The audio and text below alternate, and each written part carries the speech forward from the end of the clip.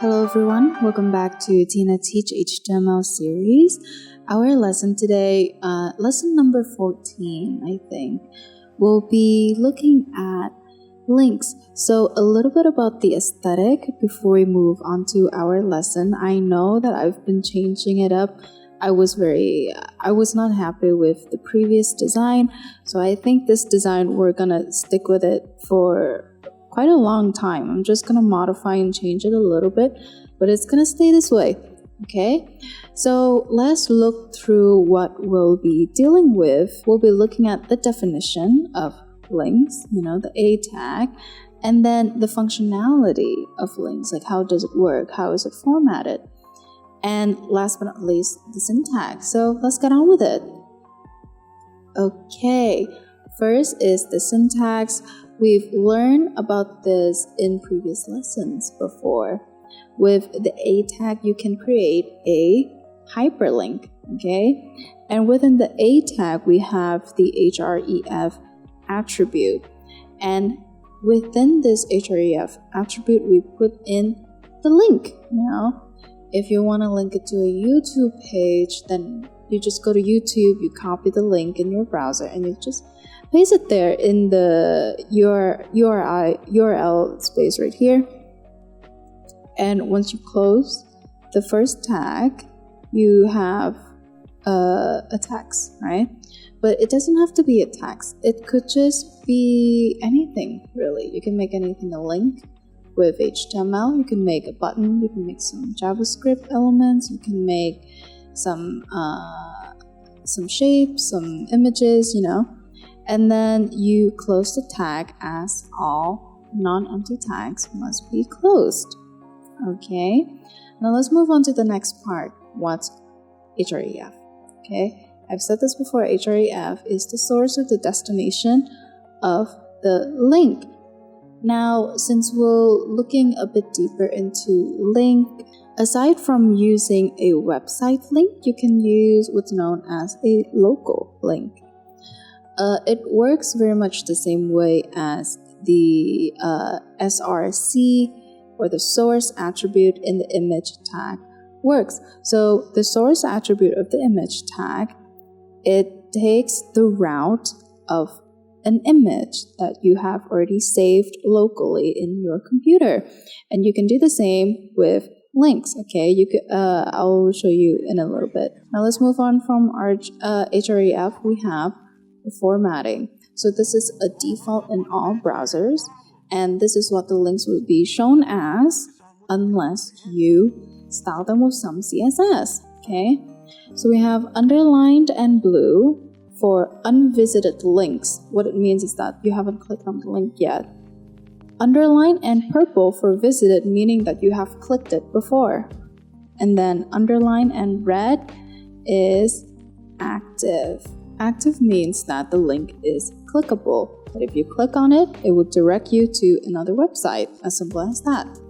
Alright, moving on to the target attribute of link. This all has to do with functionality.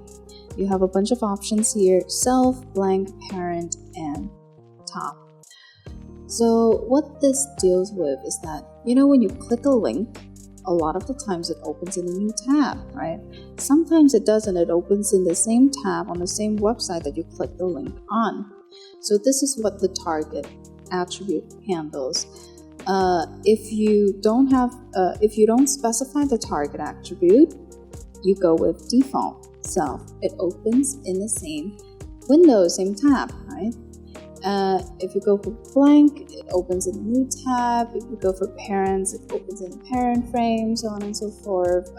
Obviously, we'll be doing a little bit of demonstration later. Alright, let's move on. Absolute URL and relative URL. This is what I've mentioned before.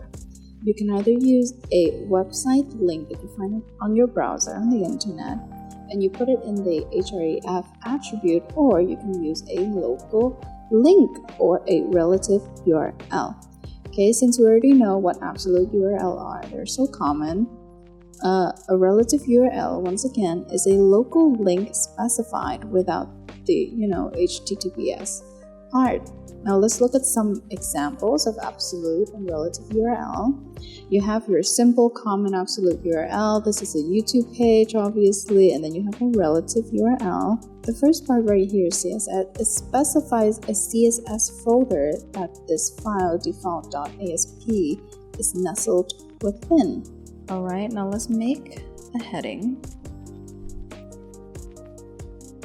My collection of lists. Close it. Now let's have 4 links, okay? And then target self. Link number 1, okay? And then let's copy this. Paste, paste, paste. So that's link number 2, link number 3, and link number 4. And we're gonna put this blank parents and top. I'm going to copy my YouTube channel link. Let's have the 2 of these be the link. And here I'm going to locate my CSS file. My CSS file, okay? We have the CSS.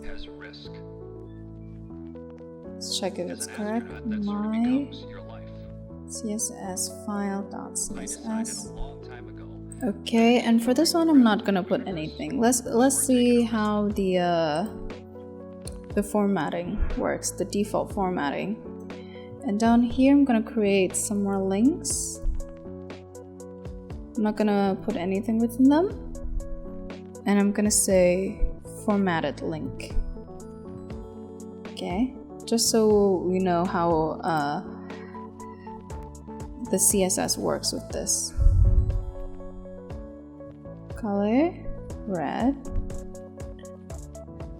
Border 2 pixel solid black. Okay, let's contrast to save and let's see how it is. Okay, let's click on link 1. It's the YouTube channel.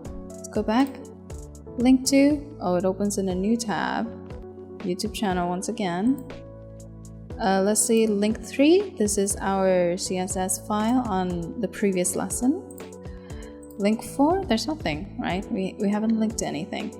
And same with formatted link, we got nothing. As you can see, after we click link 1, link 2, and link 3, they all change color. They're no longer blue. Okay, that's it for today's lesson. I'm so glad that you can join me. And I really hope that you will check out our next HTML lesson or our next Python lesson if you're interested. For HTML lesson number 15, we'll be looking at how to make HTML elements and images as links. Okay, I hope to see you next time. Remember, learn today, better tomorrow. Don't forget to like and subscribe, and goodbye.